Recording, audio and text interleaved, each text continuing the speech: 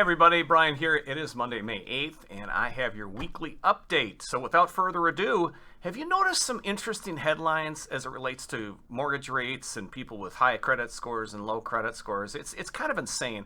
In fact, I found some social media posts very interesting. Check these out. So correct me if I'm wrong, but now it's more beneficial to have a bad credit score when going to get a mortgage. The second one is my favorite. If you're going to go get a primary mortgage, make sure you go and open at least 17 credit cards before you put in your mortgage application to get your credit score under 620. You'll thank me later.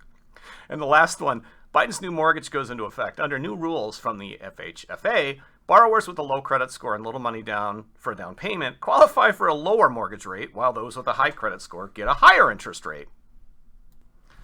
Fact or fiction? Well, it's kind of a little bit of both, but we got to dig deeper into the numbers to be able to figure this all out. So for years, we've had something called a loan level price adjustment, which basically means this. If you've got a great credit score, let's say 820, and you're putting 50% down, you're going to get the best interest rate available on the market. On the other hand, if you've got let's say a 632 credit score and a 15% down payment, basically the secondary market's going to impose these LLPAs, loan level price adjustments, which means you're going to be penalized. You're going to pay more in the form of either some sort of a discount point or a higher interest rate. But with the changes on May 1st, really what happened is it's akin to what you see here with the seesaw. And you're like, what are you talking about? What do the seesaws have to do? Well, think about it this way. The girl on the top has an 820 credit score with a 40% down payment. I don't know where she got the money, and I don't know how she got the credit score at about age 6 or 5, but let's just go with it. The girl on the bottom has a 622 credit score. Shame on her parents for not helping her figure out finances at an early age. So what happened after May 1st is these loan level price adjustments shifted just a little bit. In other words, the girl on the top may have a loan level price adjustment a little bit for, let's say, a 755 credit score. So she goes down a little bit. Well, what happens? The girl on the bottom goes up a little bit. Are we talking like this full swing where the girl on the bottom goes all the way to the top? Not even close. In fact, this chart actually shows you the truth. Now, without totally geeking out on this, it's pretty simple. All you've got to do in this chart is take a look at what the credit score is and then move over to the right and look at what their down payment is. So for example, with somebody who has a 780 credit score and has, let's say, 25% down or 24% down, they're going to get a 0.375% loan level price adjustment. Now that's not an addition to the interest rate. That just means that they would have to pay that in essentially the form of discount points to be able to get that perfect credit score that a person with a 820 credit score would get if they put 40-50% down. If you drop down the column here, though, let's check it out. Let's look at somebody that has a 665 credit score and they've got that same down payment. Well, check it out. They're going to pay 1.875% for that same mortgage. So there's no scenario under which the person with the lower credit score is going to get a better interest rate. It's the media just trying to hype and get headlines and get everybody stirred up, right?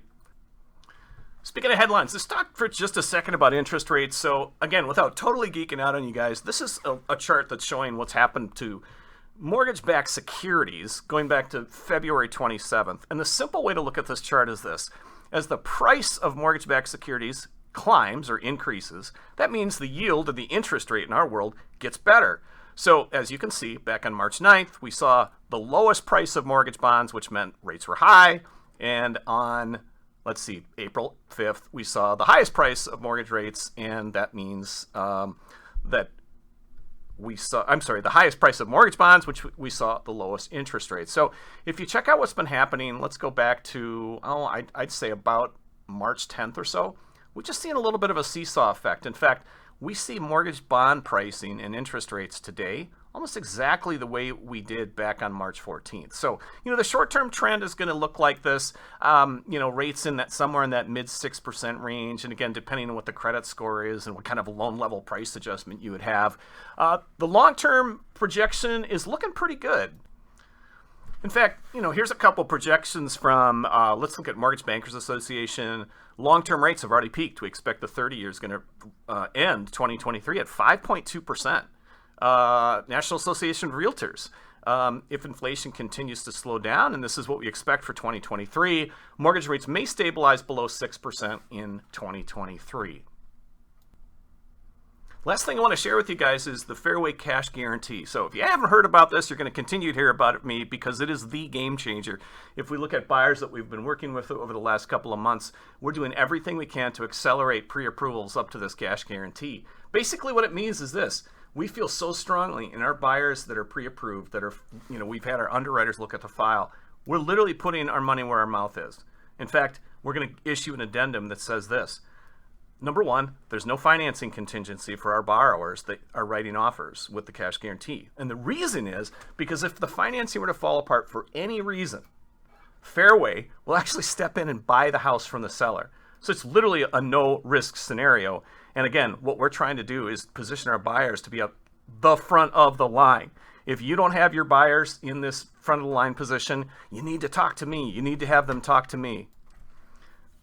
I've always asked myself, if I were a realtor, like what would I say to my buyers? And I'll share something with you, and hopefully this helps you. But I would say, look, Mr. Smith, I basically have 3 jobs as your real estate agent.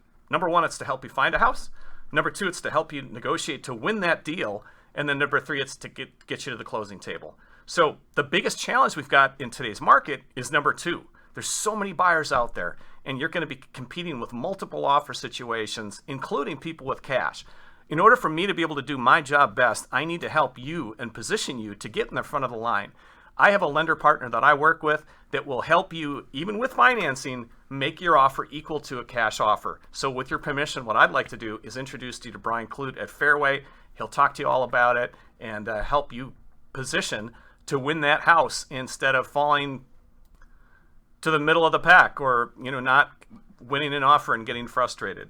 So hopefully that helps you guys. By the way, if you don't have it, here's my contact info. You can call, text me at any time. I would love to help you. I would love to help your buyers and ultimately help you win and become more successful. So thank you. Have a fantastic week, and we'll talk real soon.